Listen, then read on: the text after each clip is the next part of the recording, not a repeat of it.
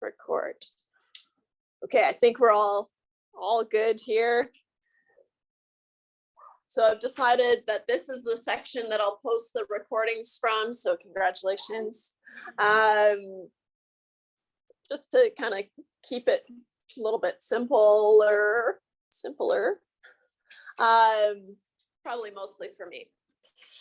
Okay, as a heads up, I think I mentioned it to you guys last day, but quiz 1, it's on Friday next week, right? So it's only going to be on chapters 1 and 2. It's usually on 1, 2, and 3, just to kind of make it a little bit trickier. But the way the holidays all worked out, just chapters 1 and 2. So hopefully it's a nice, easy quiz to get us all started. So I know you guys are going to do great. But quiz number 1, which is on chapters 1 and 2.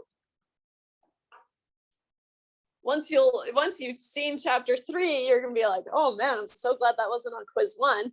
I'm a little bit weird about it, but whatever. Quiz number 1 will be on Friday next week.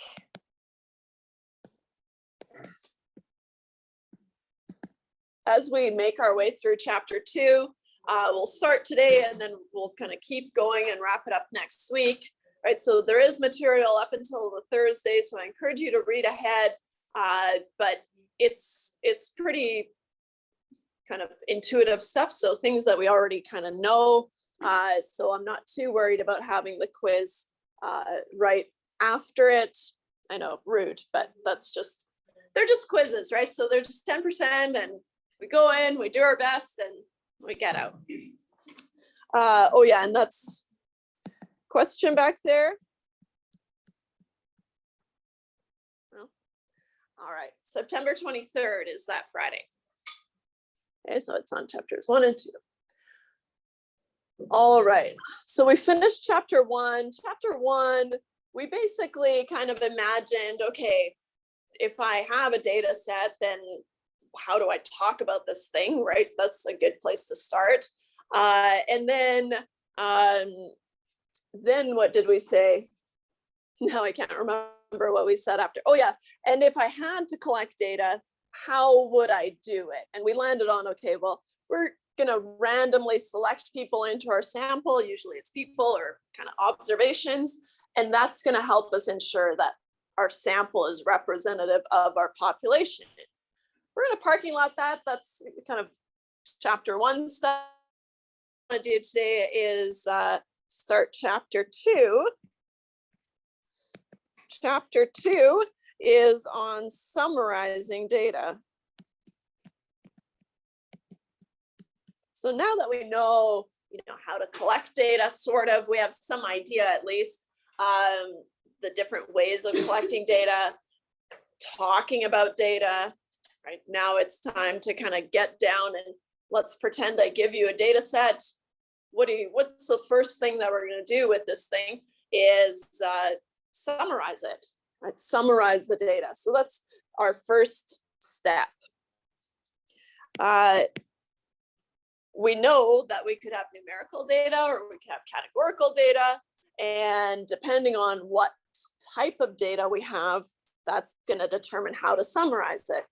For us in this course, I'm going to talk a lot about summarizing numerical data and not a whole lot about categorical data, because remember, categorical data is just counts, right? So there's really not a lot that we could do. We could present them in a table, maybe make some bars. There you go. That's section 2.2 basically. That's all we can do. We can talk about proportions, and there you go. That's section 2.2. No, we'll do more of 2.2, but that's basically it. So more interesting is the numerical data. So 2.1 is summarizing numerical data. Yeah.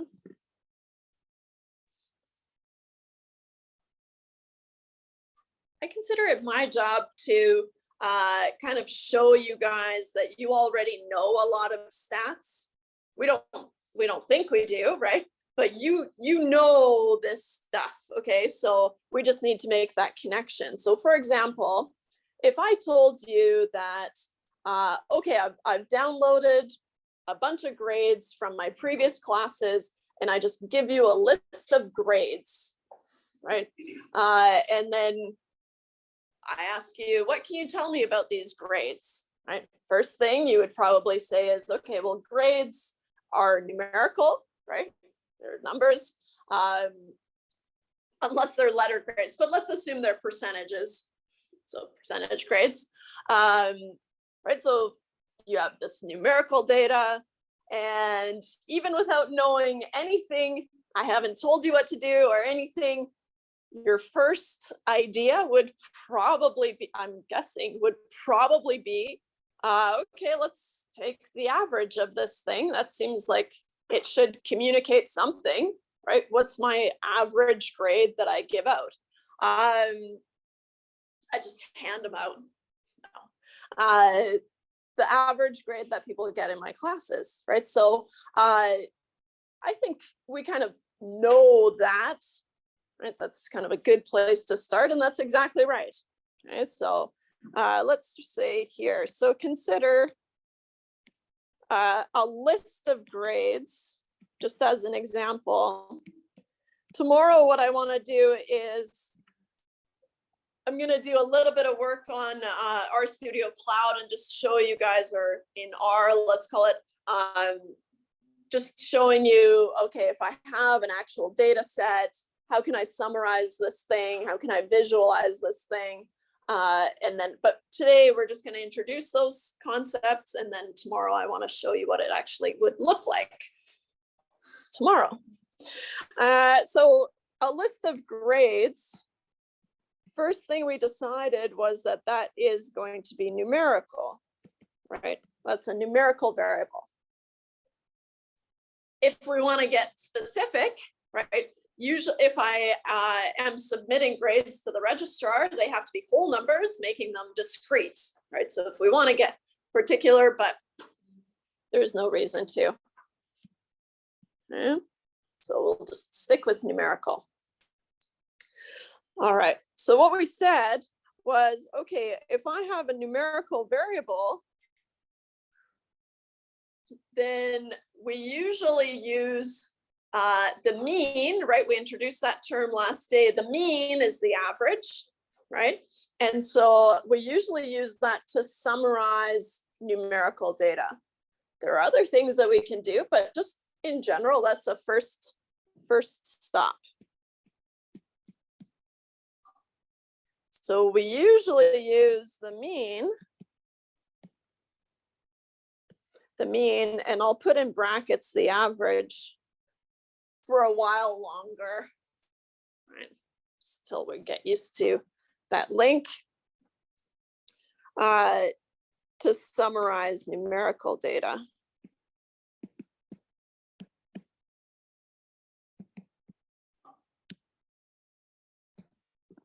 And I think I fixed the notes. Everyone should have access to both sets of notes, but then I put a note up at the top.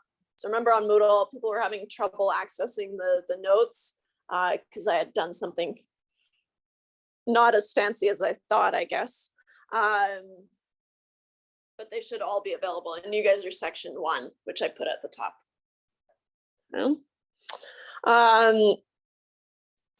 So we usually use the mean. And the mean, or the average, right, is going to be just kind of an overall idea of what the grade for my courses would be, right? More kind of notation terminology.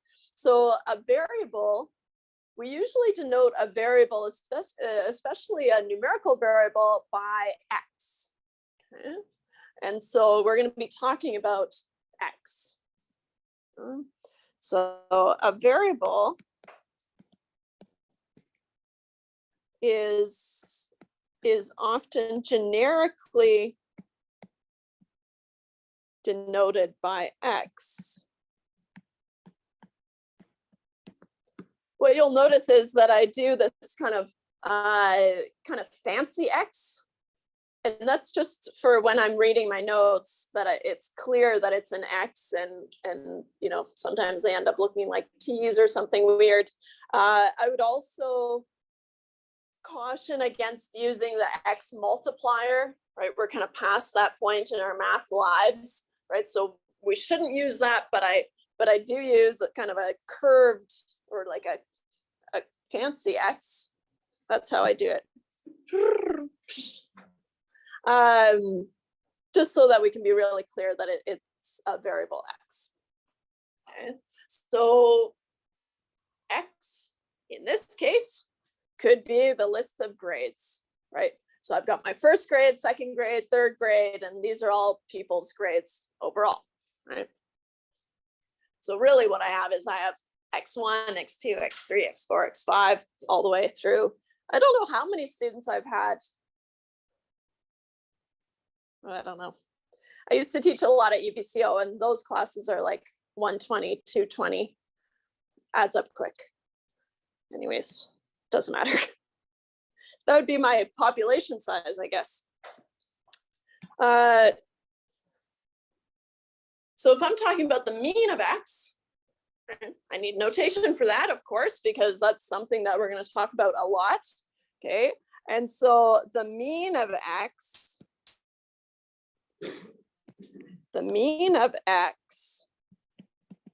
is denoted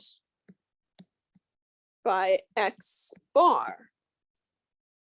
Okay.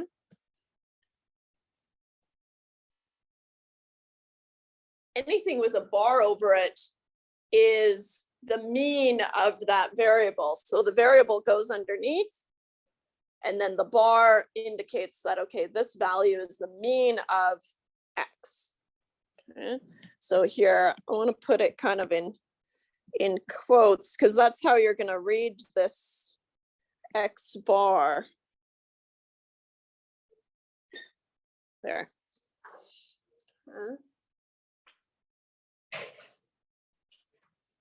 So you'll see a lot of X bars throughout the course, but just to kind of hammer it home first, I like to do this. It's your average smiley face. Because the mean of the smiley face doesn't really sound as good. So then I use the average, right? We can use them interchangeably, but this here is your average smiley face. Right, so anything underneath, and then with a bar over top, it just means you're taking the average of that thing. Okay. So anything with a bar over it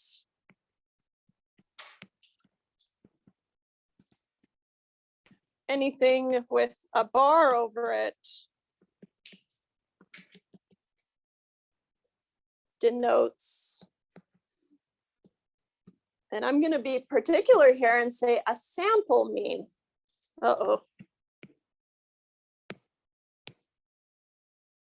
Oops. Yeah. Sample mean. Oh, dang.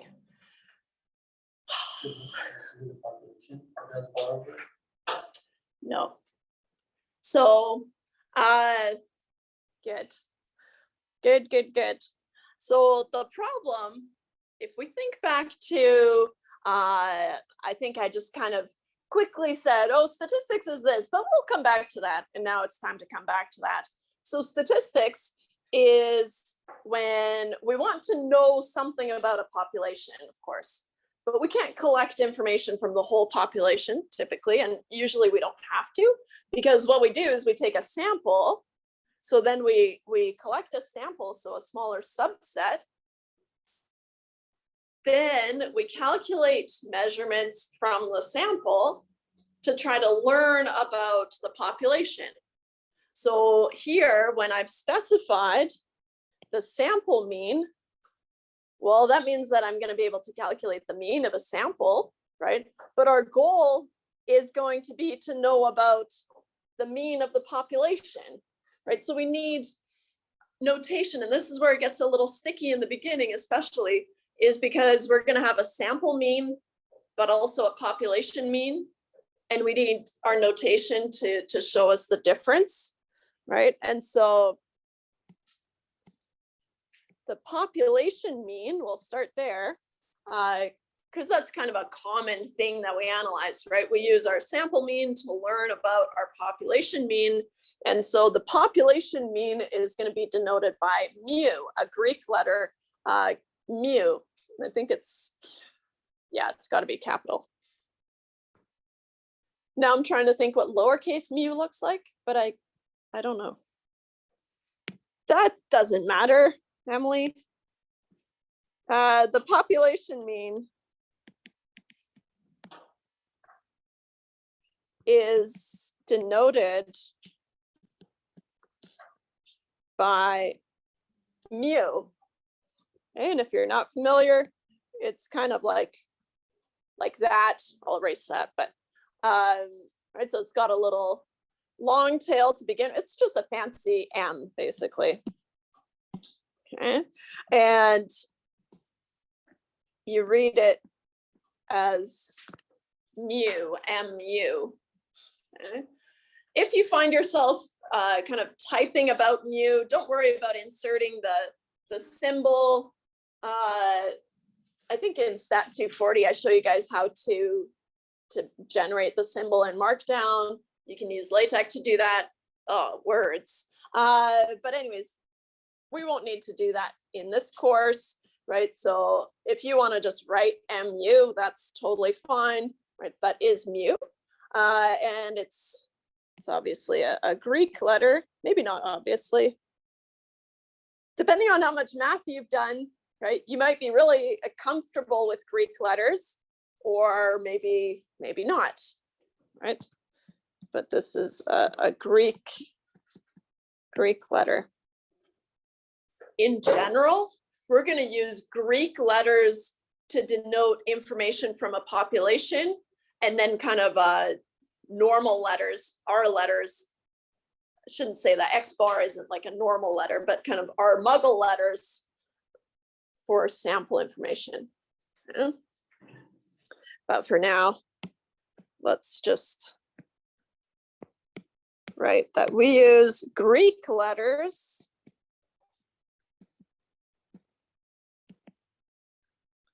to denote population information.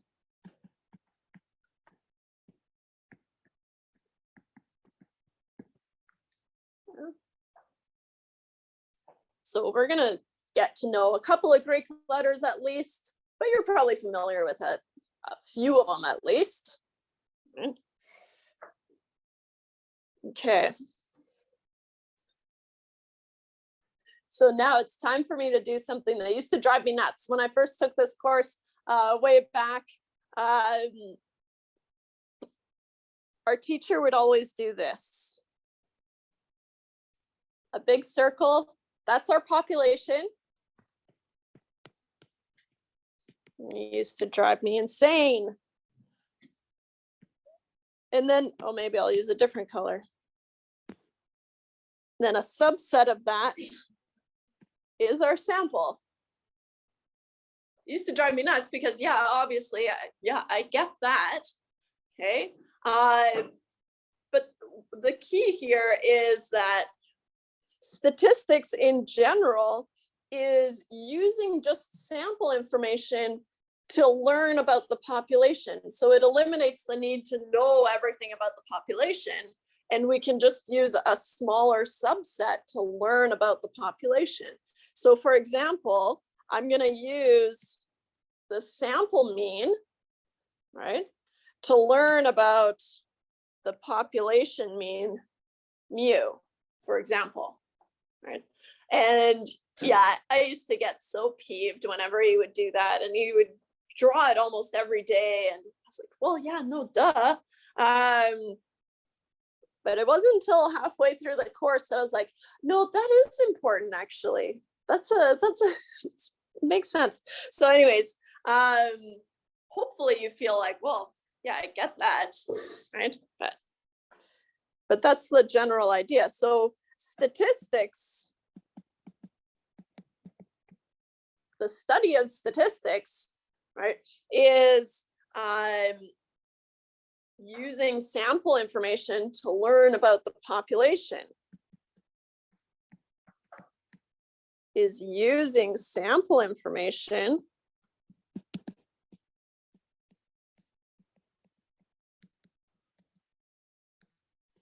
to learn about the population.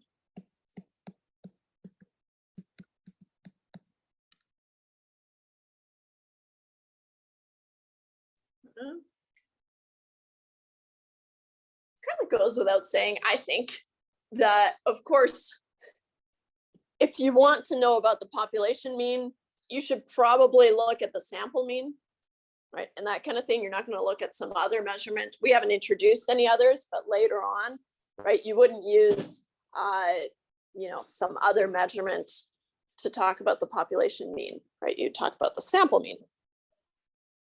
So in this case, right, we use X bar, which is the sample mean.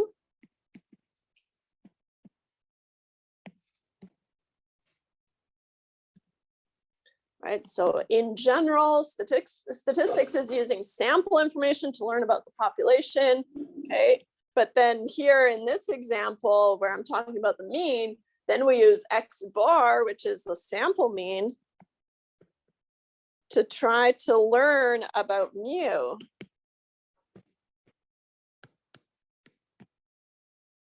Which is the population mean. Why do you phrase it as to try to learn?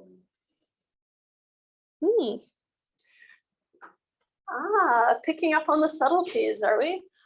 So we're trying to learn because I've collected a random sample, right?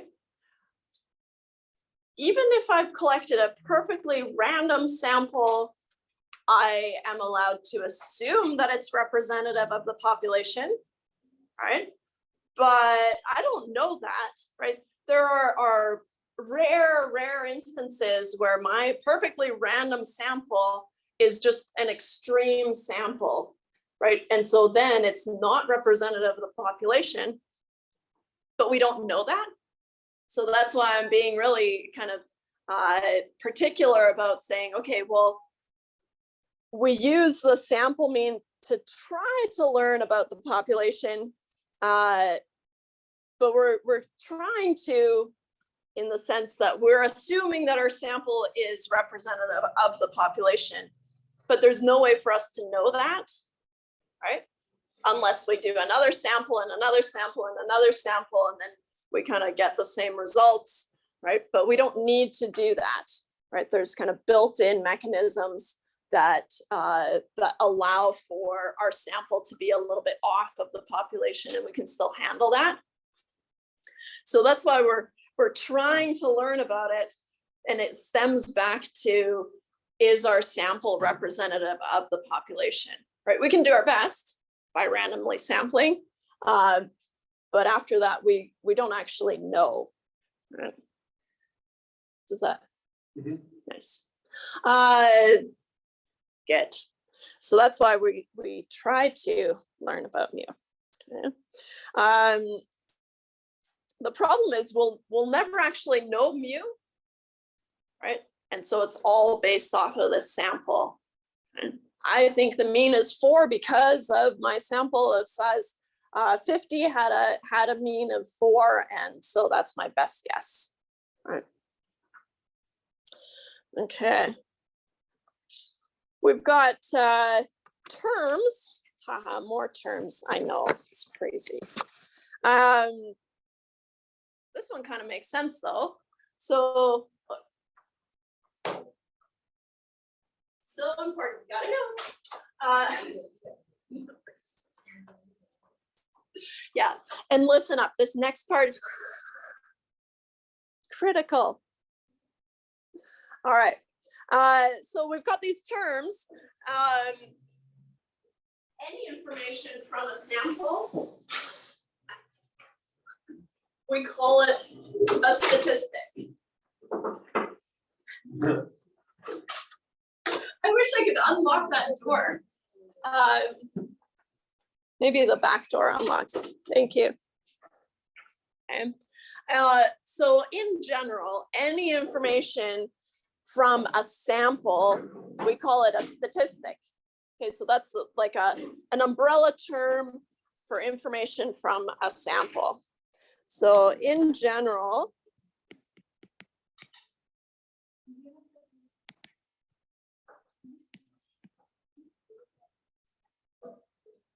all right, so we use a statistic and a statistic is a sample measurement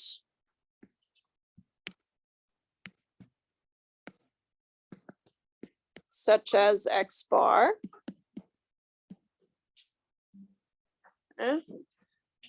Notice a statistic goes with a sample. Okay. So the S's and the S's go together, right? And well, then I have some clue. I'm going to have to talk about the population as well, right? So we use a statistic to learn about its corresponding parameter. Now it's nice because parameter matches up with the population, right? So the P's go together and the S's go together. So to learn about its corresponding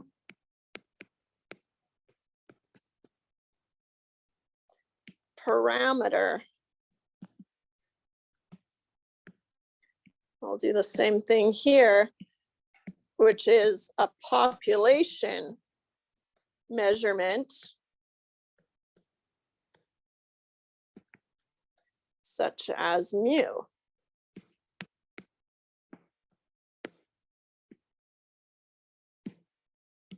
And again, notice the parameter is a measurement from the population.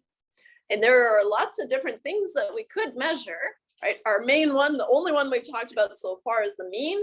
But if I say something like the standard deviation, we might not know exactly what that is, but we've probably heard about it before.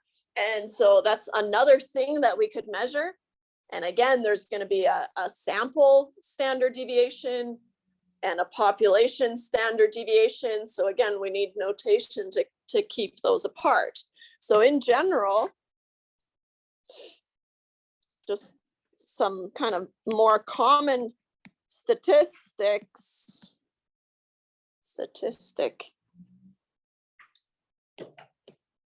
versus parameters.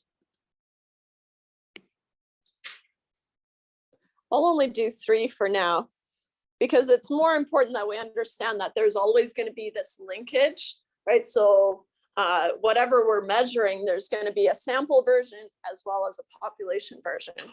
Okay, so we've already talked about the mean. The mean is X bar if it's from the sample, but the corresponding parameter, so here, when we're trying to learn about its corresponding parameter, then of course that's going to be the sample, or sorry, the population. Really messed you guys up. The population mean, which is mu. And I'll just write here that it's pronounced mu. Yeah. So like I said, another thing, you've probably heard about it, and we will talk about it, but probably not until tomorrow or next week. So the standard deviation, if it's from the sample, we denote it by a lowercase s. Okay. Which is kind of confusing, because if I'm writing about standard deviation and I want to shorthand it, I usually write SD. Okay, but the notation, the mathematical notation is just S. Okay. So then the corresponding parameter, the population standard deviation, we denote by a lowercase sigma. Time to brush up on your Greek letters, right? So lowercase sigma is just an O with a little tail on top. They've all got this flair. Oh.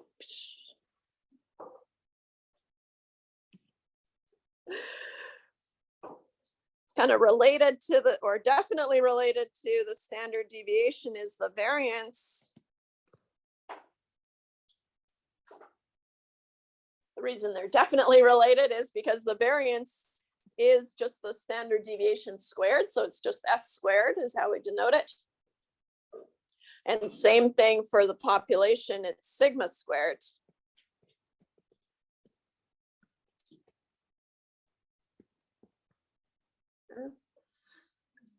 So you can move between the standard deviation and the variance by either squaring or taking the square root as appropriate.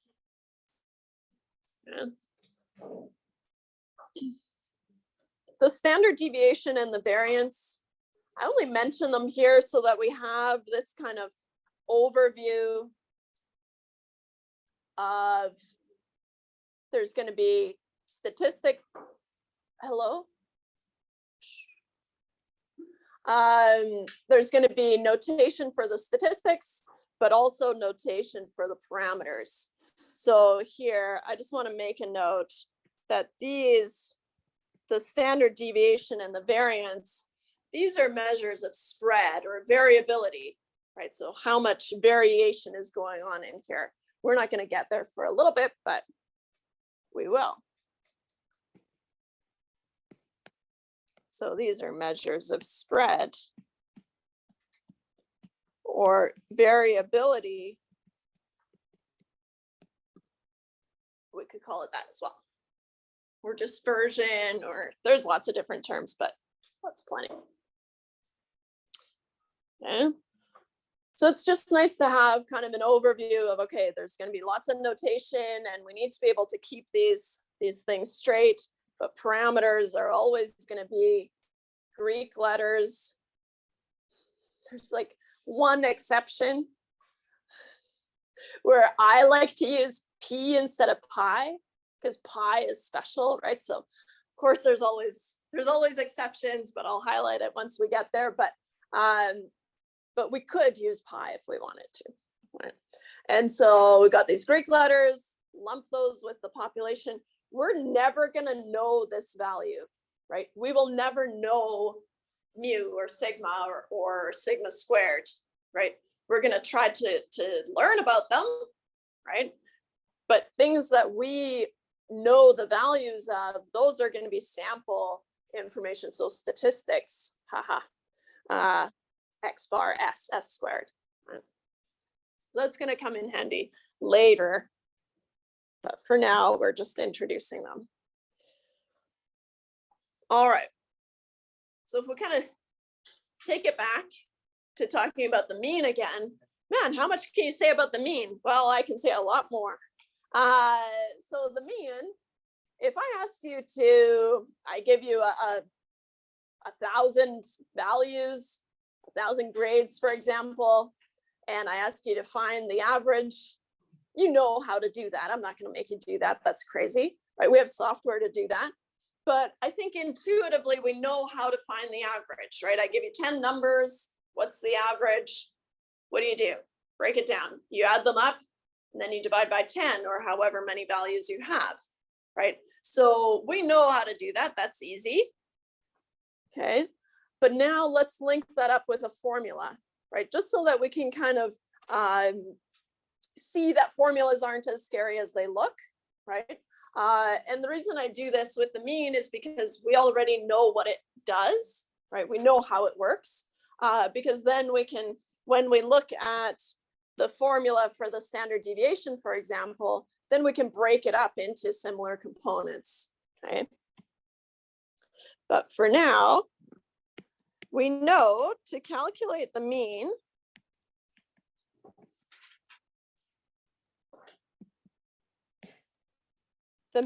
of X, okay, where X is a list of numbers, I'll put in brackets, where X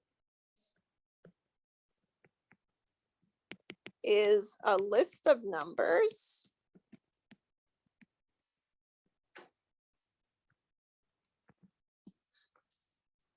and we know that we add up all the values of x.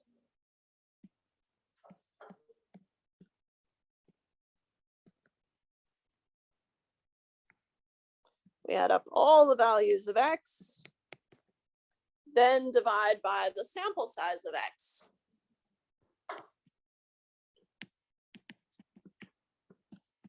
Then divide by the sample size of x.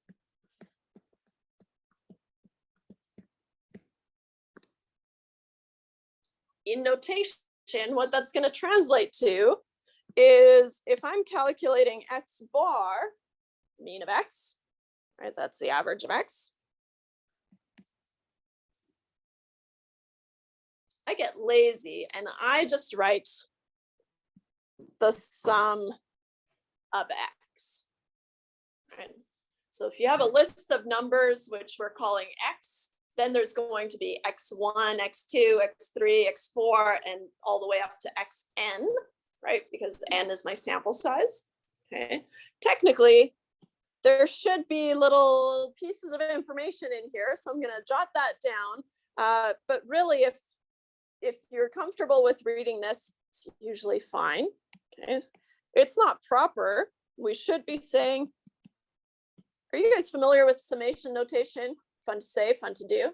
No, it's not fun to do, but it's fun to say. So a capital sigma is summation notation. It just means add up all these things and add up all the things from I equals 1 to n is how we read it. And I would have to have a little subscript I on my x.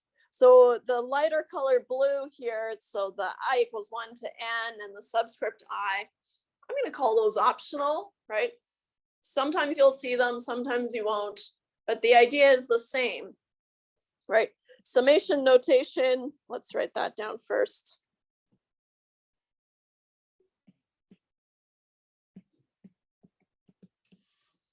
So summation notation,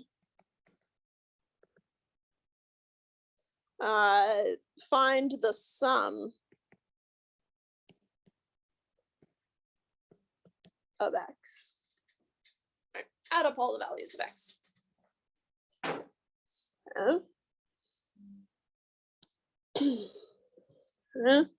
So here, this becomes one value, right? The sum of x, or the sum from I equals 1 to n of x subscript I, right?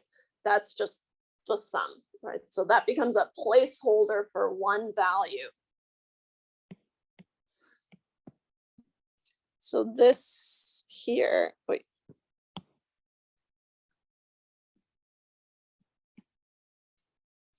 This is a placeholder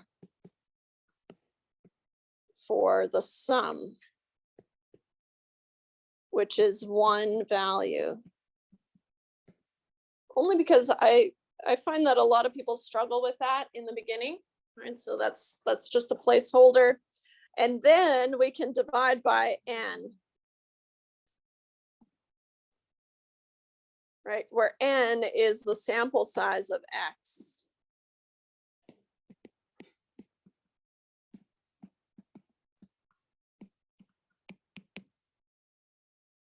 Which we also saw here, right? Add up all my x's up until there are no more.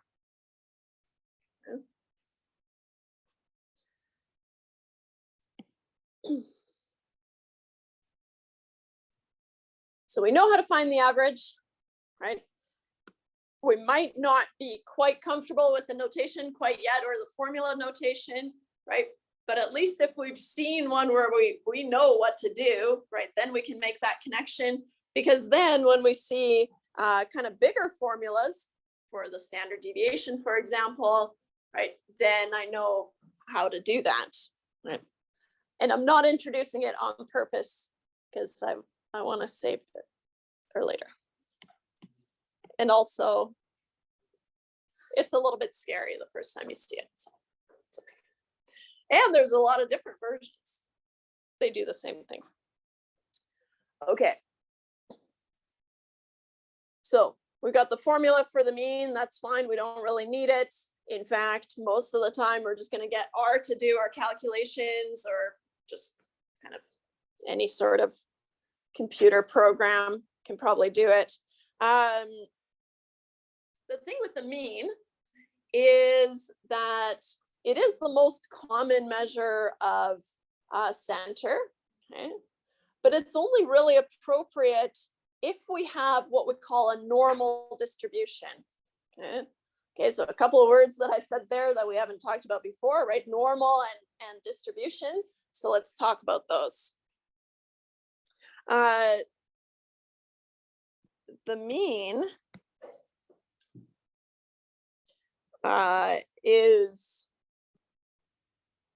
I'm going to say, the most common measure of center.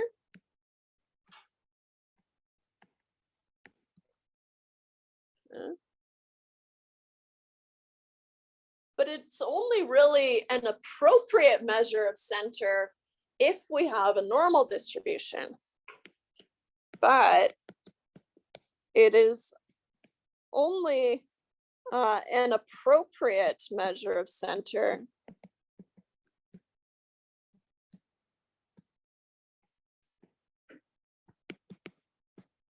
if we have, or maybe I should say, if our data, let's say, be proper here, if our data follows a normal distribution.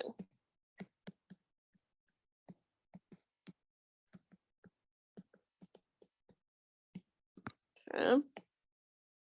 So I've capitalized the normal just to emphasize that it's a name. It's a name of a shape, really. Okay. And distribution, I use distribution because in terms of data, we always talk about distributions, but the distribution is really just the shape of the data, right? If I plot this, or if I graph this, or if I visualize this thing somehow, right, then looking at it and identifying the shape, that is the distribution. Okay, and so normal is the name of a shape. Okay. And when I say distribution, really what I mean is the shape of data, or a variable. Okay. You've probably heard of the bell curve or a bell curve before. Okay. That's kind of the unofficial name of a normal distribution. So here we go. Let's see if I can draw this thing. Pretty good. Let's go back and see here. I always overshoot it for some reason. Doesn't matter where I draw I always go a little bit, and then I fill it in. Yes. Pretty good. So this is what we call a bell curve, if you've heard of it. I don't want you to call it a bell curve. You can, but I'd prefer that you call it a normal distribution. Right? So a bell curve is a normal distribution.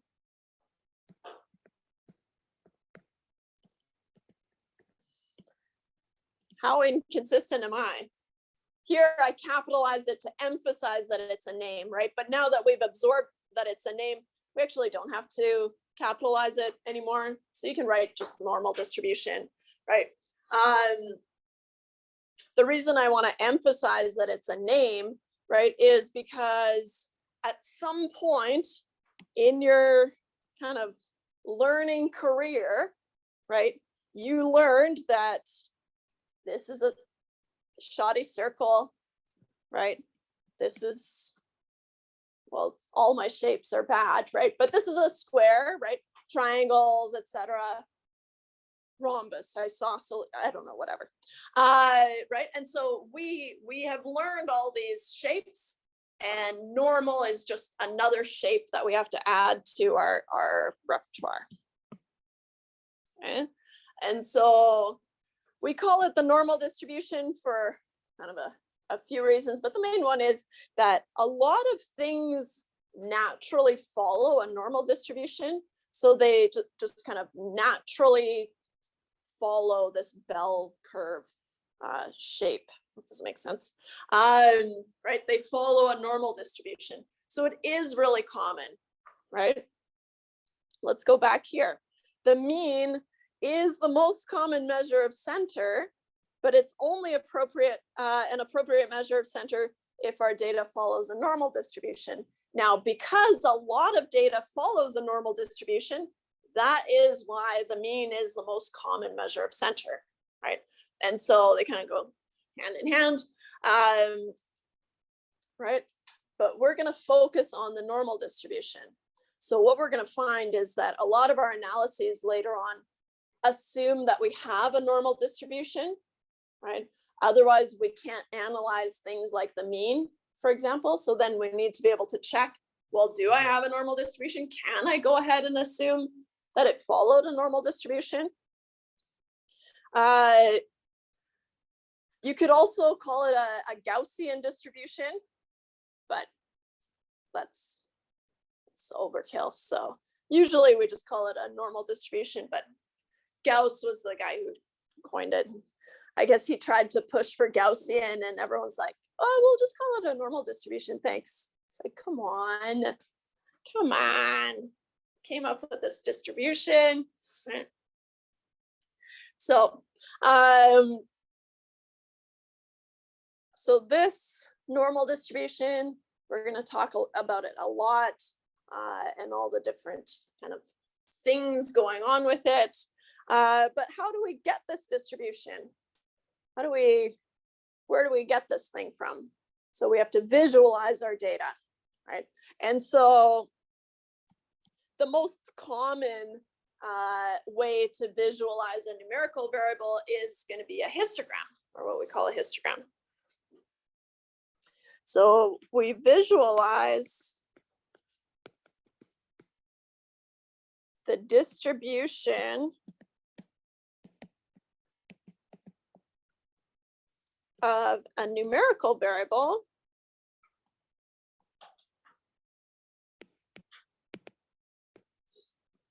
using a histogram.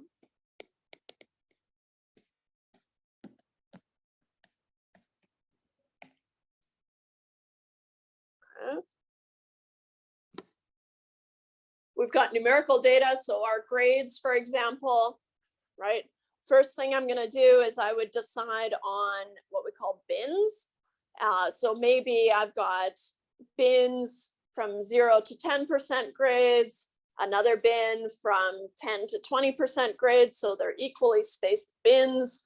And then so I take a grade and I put it in the appropriate bin, right? And as I add observations, those piles get larger and larger, right? And so that is how we make a histogram.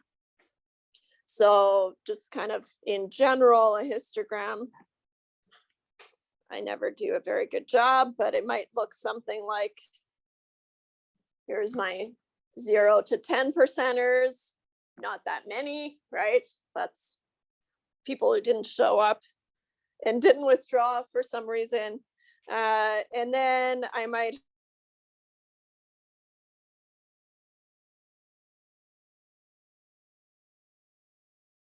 and 10 at the same time. Now I'm getting really picky about stuff, right? But it'd be 11 to 20, 21 to 30, right? We have to be careful with that kind of stuff. But for now, let's not worry too much about it, right? And then 30 to 40. Well, I don't know why I made my 40 to 50 group so big to compensate. Oh no, I've really done it now. Wait, this is turning into a normal distribution. I don't want to center it on 40 to 50, 50 to 60. Whoa, what happened there? 60 to 70? 70 to 80, woo! They should probably be equal. I think we get the gist though. Where am I? 80 to 90? Whee! 90 to 100. That seems fair, right? Maybe something like that. Huh? Okay, so that would be how you kind of generate this histogram. Okay, so the height of each bar is how many observations you had in each bin, right? But you create these kind of categories for your numerical data.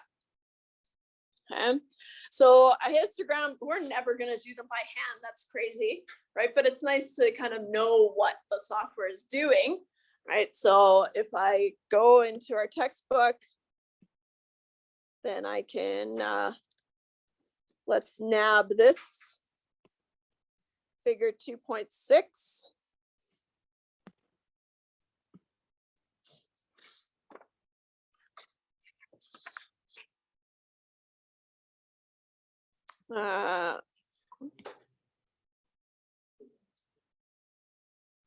Right.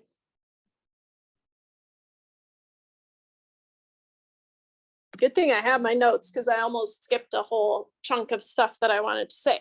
But we'll come back to this fancier histogram in a little bit. Okay, so histograms look like this, and we just use software to generate them. The frequency is, of course, the count of how many observations are in each bar. And then usually there's some indication of the spacing, right? So looking at this one here, between 5 and 10%, looks like this bin is maybe 5 to 7.5, 7.5 to 10, or 7.49 versus 7.5, that kind of thing, right? No overlap. Okay, but so wait. So we use these histograms to try to figure out the shape. Now, when you look at, well, especially when you look at my handmade one, right? But even when you look at this kind of nicer looking one, it's the general shape that we're talking about, right? So we want to look at the general shape. So usually what I do is just kind of maybe close one eye and just kind of smudge out things like what happened here, right? That's not really of any concern. I just happen to have fewer observations here. But if I took a different sample, then that would maybe go up or potentially go down a little bit, right? So as we take different samples, or if in theory we took a different sample, the distribution would look similar, but not exactly the same, right? If I collected a new sample, a randomly selected sample of grades, right? It would look similar, but not the same, right? So then we have to kind of drape I just kind of drape a sheet over it to figure out what the shape is. So here I'm just gonna go like this. Here, maybe something like this. Just general idea of the shape. Neither of these are normal. So we need some other terminology to say, okay, well, how do I describe this shape? Okay. And so these are both what we would call skewed, right? Notice that they're skewed in different directions. And just as a heads up, just kind of, it's human nature to want to talk about where most of the data is. I think that's kind of human nature. But in statistics, we're more interested in these extreme values. Okay, yeah, sure. Everyone else is over here. That's fine. I don't care about those. Those aren't special, right? Those aren't interesting to me.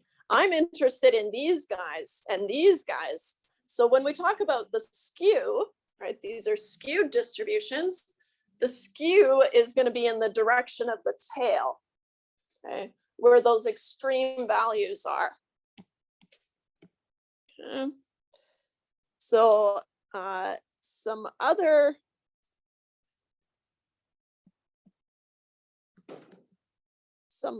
distributions, right? We might see for numerical variables. So some other distributions besides normal distributions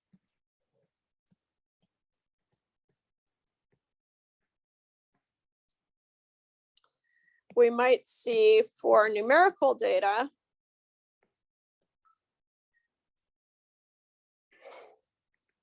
for numerical variables are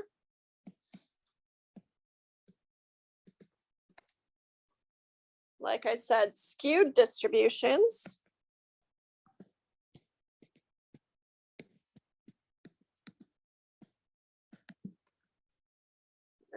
And in general, we're going to have option 1, which kind of looks like the one I brought in from the textbook. Right. And option 2 looks like that fake one that I generated of the grades. Oh, fix my axes. Like I said, I always overshoot it for some reason. Okay. So here, these are the tails. The tails hold our extreme values, right? Or extreme values show up as tails in our distribution. So extreme values make tails in our distribution.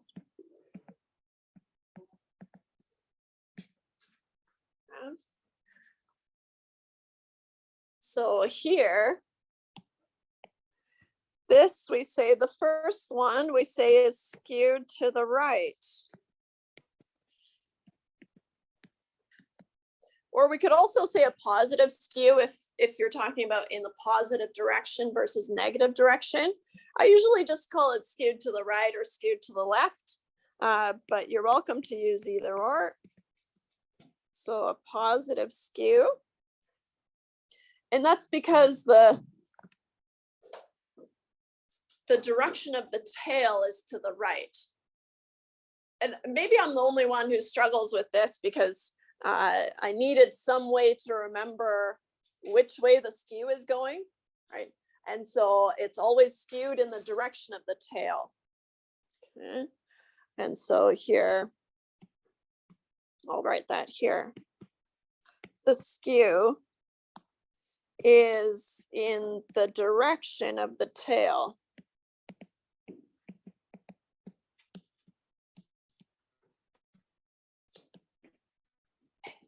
Okay.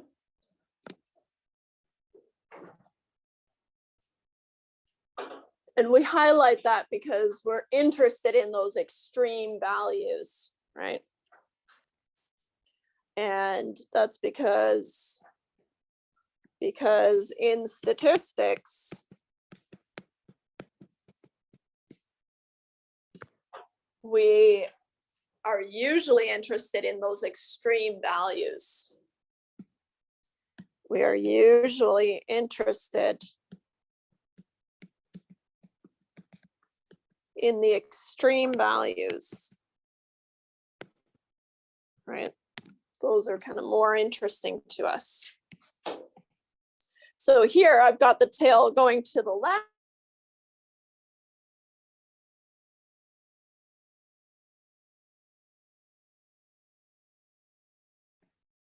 Or you can call it a negative skew if you'd like. That's fine too. So in terms of our go-to distributions that we're going to focus on, it's either a normal distribution, so then you've got this kind of unimodal symmetric distribution, right? That bell curve. Right? I used unimodal. I'll talk about modes in a second here. Or it's going to be skewed, right? So then it's kind of off to one side with a longer tail to one of the sides, right? There are also things like bimodal distributions. We're not going to consider bimodal distributions. There is one thing I want to say about bimodal distributions. Well, first, I should probably define them. What is a bimodal distribution? Put it on a fresh page here. Bimodal distributions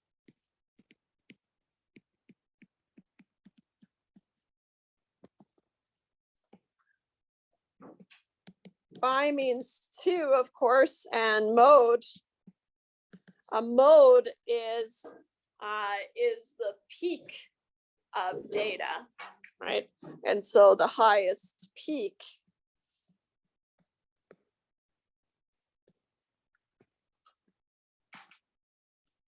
we use it more for categorical variables. It's just kind of left over in our naming of the distribution. So bimodal distribution, well, it means that we have two peaks. We could take it further, multimodal distribution, it means you have multiple peaks. Okay. I want you to be really careful, because if you're tempted to say that you have a bimodal distribution, right, you don't want to be looking at something like even this little dip here. This isn't a bimodal distribution, right? That's why we kind of drape the sheet over it and we kind of smudge things out. It has to be two distinct peaks, right, with a huge separation or a significant separation between the two before we can call them bimodal. Okay, but a bimodal distribution might look something like this, right? Two peaks, two distinct kind of lumps of data. Okay? And I keep doing this. And the reason is, if you're convinced that you have a bimodal distribution, there's just no other way that no other shape that I could apply to this, right?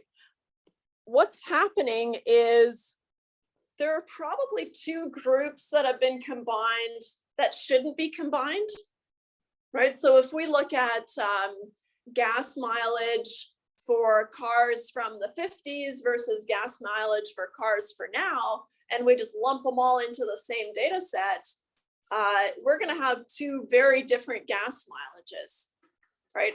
The gas mileages in the 50s, they're all going to be kind of similar and probably follow a normal distribution, right? And so that would be its own kind of mode, right? Its own lump. But then if we look at kind of post 2000s cars in the same data set, right? That could happen. So then we might have better gas mileage, right? And we expect those gas mileages to be similar. But then when we combine the two, right, it's clear that we should be separating these and probably analyzing them separately. That's easier said than done. Maybe you don't have, the year the car was made or something like that. Maybe you don't have that information, but it's worth exploring your data to see if you find something like this, then okay, I need to dig a little bit further. There's probably some way that I can split these into groups, or hopefully there are. Okay. And so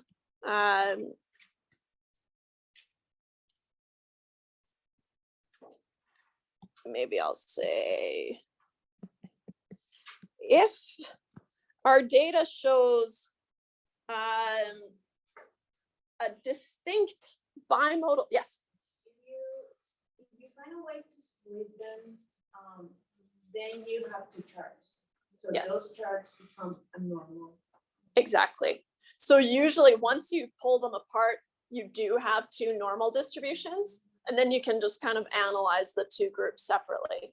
You might combine them later, but usually you'd want to keep that separating factor because the two groups are so different, right? Nice. So if our data shows a distinct, and it's really important that it's distinct, right? Shows a distinct bimodal distribution.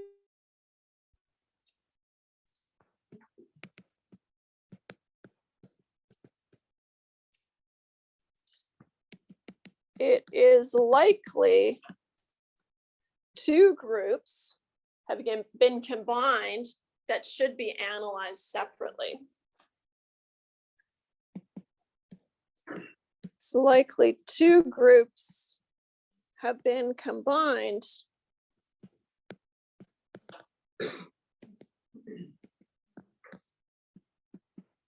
that should be analyzed separately. This is where I always pause. I'm gonna go with separately, but who knows? I probably spelled that wrong. Separately, whatever. Okay, so an example here would be gas mileage for, let's say, 1940 to 1950s cars combined with cars from 2000 to 2010, I guess. For example, right? It's pretty obvious to us that those shouldn't be analyzed together. So then we would pull them apart. Like I said, we could do multimodal, but for us, I'm actually happy if if you're able to identify the different skews, right? But in terms of analysis, left or right skew, the analysis stays the same. So let's lump them all as either normal or non-normal distributions, because just like numerical data versus categorical data, right? That's going to determine how we analyze this thing. So now if we have a numerical variable, right, there's another step to the tree. If it follows a normal distribution, there are things that we are allowed to do. And if it follows a non-normal distribution, there are more appropriate things that we should be doing, right? So that's kind of our next step. So we will group distributions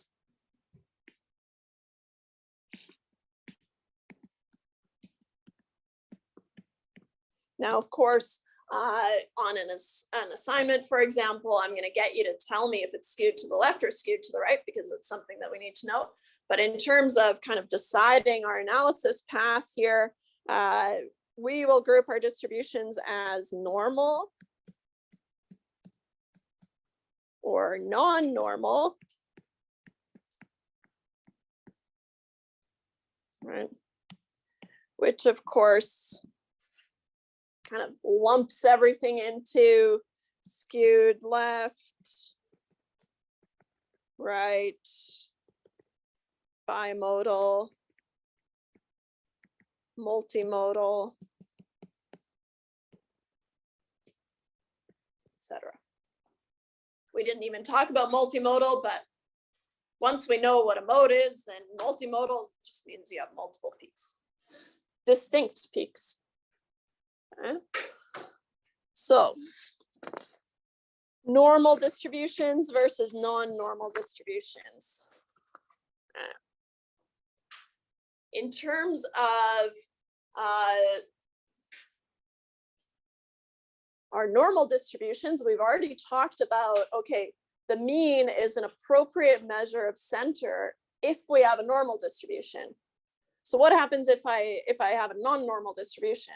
There's still numbers. I can still calculate the mean, and that's where we get into trouble, right? Is we could calculate the mean. It's just we need to know that it's not an appropriate measure of center anymore. So what are our options?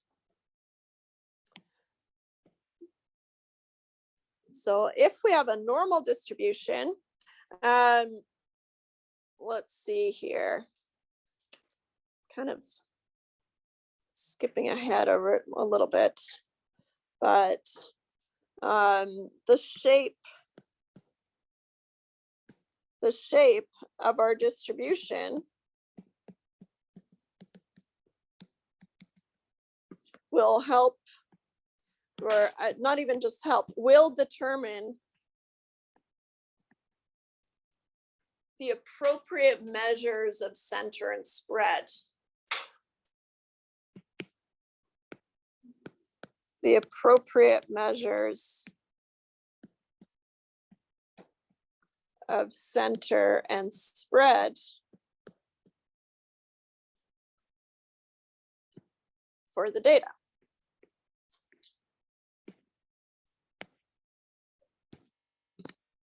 Okay. So I want to take it back just a smidge. Okay.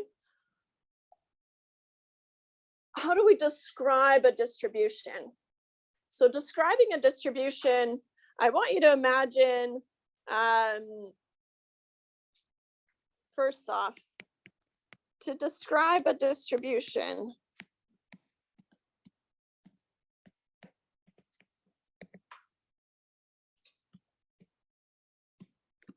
we need to talk about just 3 things in general, right? And so we need to discuss 3 things.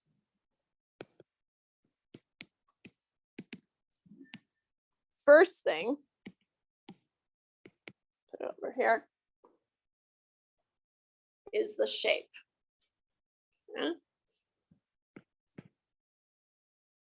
The shape. We already decided we're going to lump this into normal versus non-normal.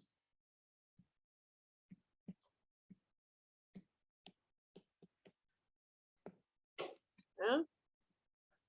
So if we grab that histogram that I had earlier here, and I bring this up all the time. I think it's really funny. I read a study one time where the banana is the preferred fruit for pretending to use a phone. So they did a study and they had all these fruits in front, and now pretend you're on the phone. Everyone grabs a banana. I don't know. I think it's really funny that someone got funding to do that study, but now we know for sure that the banana is the preferred fruit for pretending you're on the phone. So anyways, so in terms of describing a distribution, right, to fully describe this distribution, I want you to imagine that you're on the phone with your friend and they can't see this distribution, right? They can't see this histogram, so you have to describe it to them, right?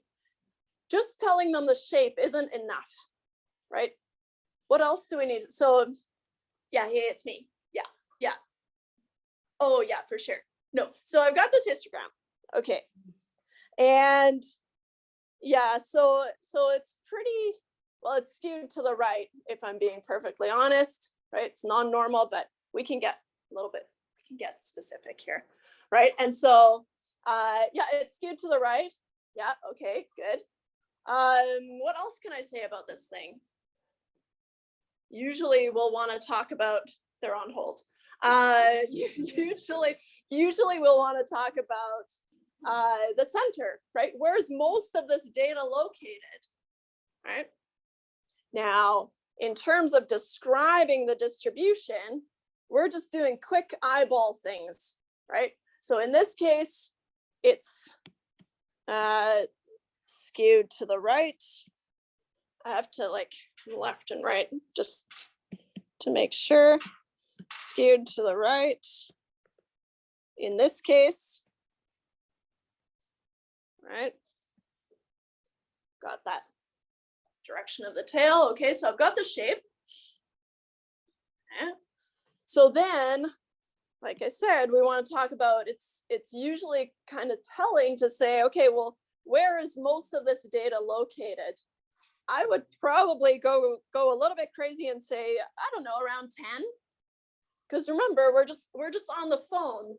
My friend just wants to know, is it in the 10s? Is it in the 20s? Right, just a general idea. Is it in the 2000s? Right, so just a general idea. So the second thing that we're going to mention is the center. Okay, and this is a rough approximation.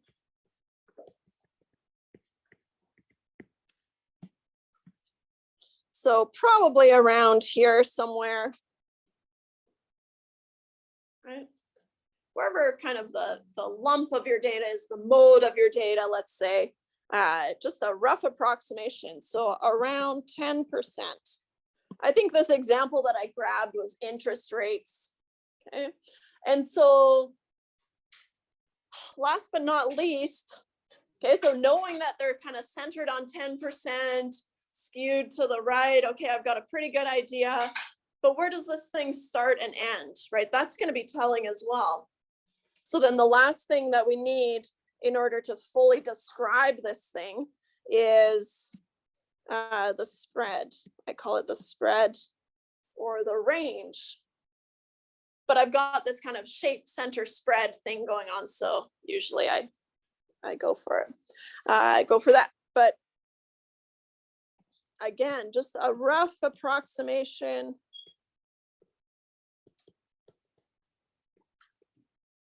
of the range. Now, especially if you've taken things like calculus or pre-calc even, then you know the range is on the y-axis.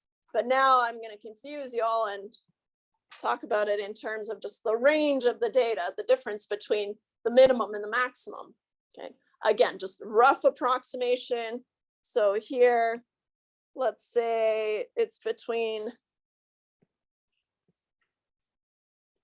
5% and I see there's some past 25%, but not a lot. So I'm going to go for 30, right? Just kind of quick approximations here.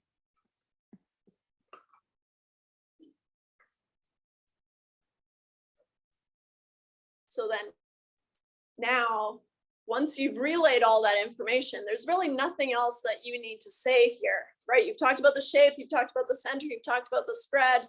So now, oh yeah, it's beautiful. Okay, gotta go, bye. Right?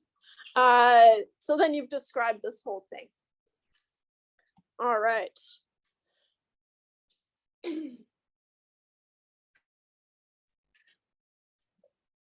In terms of the shape, right, like I said, that's going to determine what the appropriate measures of center and spread are. But tomorrow, what we'll do is we'll introduce some of these numerical measures of center and spread. We already know one, the mean, right, but we'll introduce a couple more. All right. Any questions? All right. See you tomorrow.